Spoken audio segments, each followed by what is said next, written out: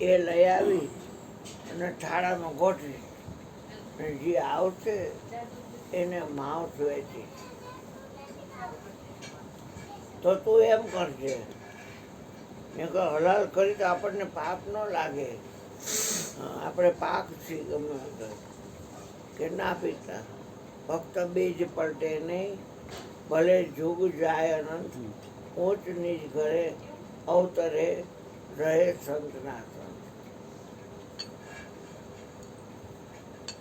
વાણીમાં એટલી અમૃત.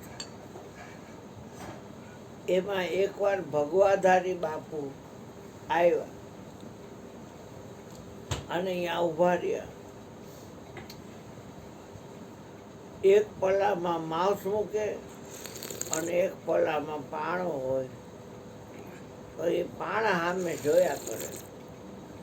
એ થોડીક વાર તો સજનો કાંઈ બોલ્યો નહીં, અને પછી કે બાપુ આ પરમાટીની દુકાન છે, માફ કરો મહારાજ, તમે આગળ વધો.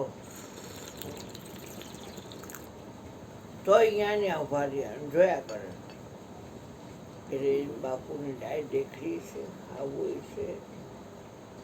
શાકભાજીમાં મીઠપ હોય, પણ માઉસમાં તો એના કરતાં વધારે મીઠપ હોય. તમારે અમારી દુકાનમાંથી કાંઈ જોઈ છે? એટલે આમ કર્યું. તો શું જોઈએ છે બોલો? કેટલું શેર, 2.5 શેર મણ કેટલું જોઈએ છે બોલો? એટલે તમારે જીજો તો દઉં કે મારે ઓલું જોઈ છે, પાણો દેખાય. આ તો પાણો છે, મારે જોખવાનો માઉસ.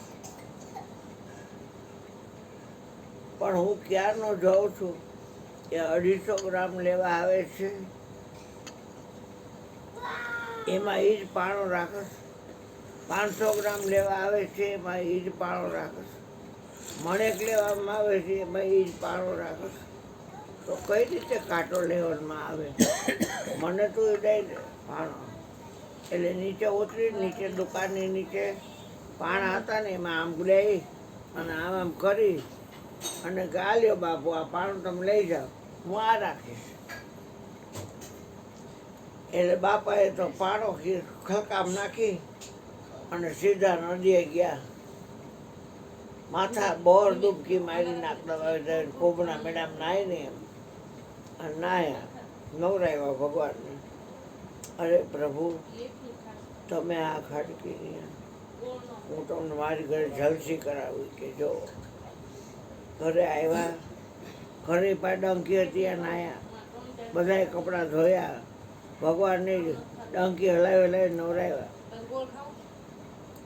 પછી સારા કપડાથી લોયું, અને પછી એક સિંહાસન હતું, એમાં ગોળ ઈંઢોણી હતી, એની માથે લોહીને બેહાડ્યા.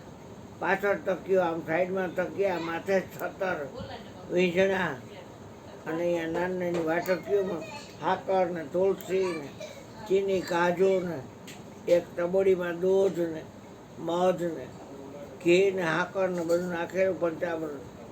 અને પછી ધૂપદીપ કર્યા, આરતી ઉતારી, અને પછી હવે રસોઈ કરું છું, તમને ભાવતી તમે જમજો ઠાકોરજી.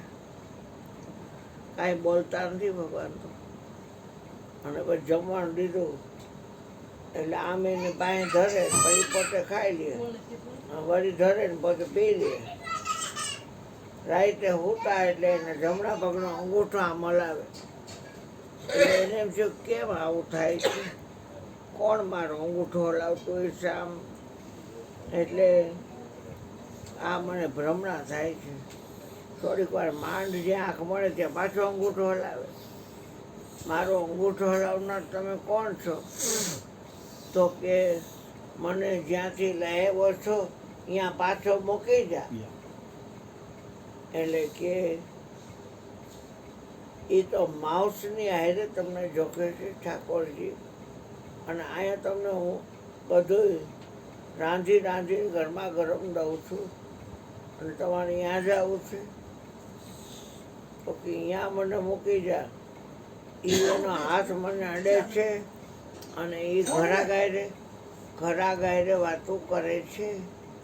તો મને એ મીઠી વાણી એની સાંભળવી ગમે છે અને એના હાથનો સ્પર્શ મને થાય છે અને એ જોખે છે મને માઉસની હારે માટે મને આ મૂકી જા કે સારું હોય તમારે જ રહેવું નથી તો શું કરું નકર પછી મારા જેવો તો નહીં મળે હો કોઈ સેવક કે એ કાંઈ નહીં મને આ મૂકી જા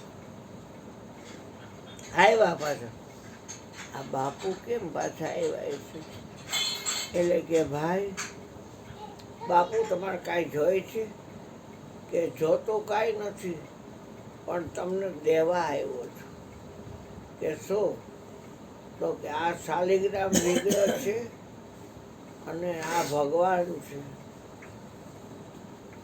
આ તમે પાણો લઈ ગયા એ ભગવાન છે તો કે હા તો કે સારું જ કહેવાય ને એને મારે ત્યાં રહેવું નથી એટલે હું અહીંયા મૂકવા આવ્યો છું મારે ત્યાં એને રહેવું છેલ્કામાં ભગવાન લઈ